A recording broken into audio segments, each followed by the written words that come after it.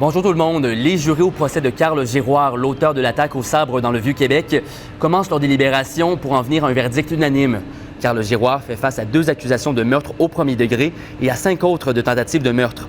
Après 14 jours d'audience, les 11 membres du jury doivent décider si Carl Giroir est criminellement responsable ou non des événements survenus le 31 octobre 2020. Les jurys devront déterminer si l'accusé était en mesure de faire la différence entre le bien et le mal. Si c'est le cas, il devra être reconnu coupable.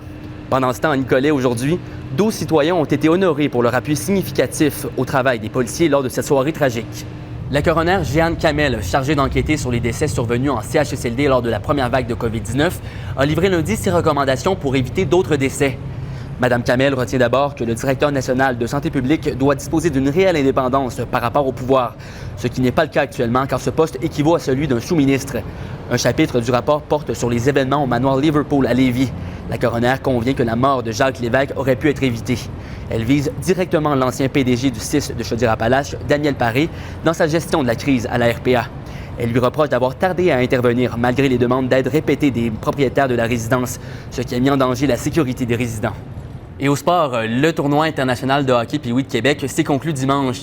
Les Petits Canadiens de Montréal ont remporté les grands honneurs grâce à une victoire de 5-4 en prolongation contre les Chevaliers de la République tchèque.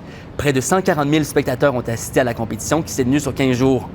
Patrick Dom, le directeur général de l'événement, a annoncé lundi lors de son bilan un important changement. Clair que c'est sûr que l'année prochaine, il y aura une division de filles. On laisse tomber le Pee-Wee qu'on l'avait essayé pour 1 an. Ça n'a pas donné les résultats escomptés. La demande est là au niveau des filles. Et je vous garantis qu'ils ne commenceront pas au pavillon de la jeunesse. Ils vont commencer dans le grand amphithéâtre au CV. Pour plus de nouvelles, consultez l'appli Info de Radio-Canada.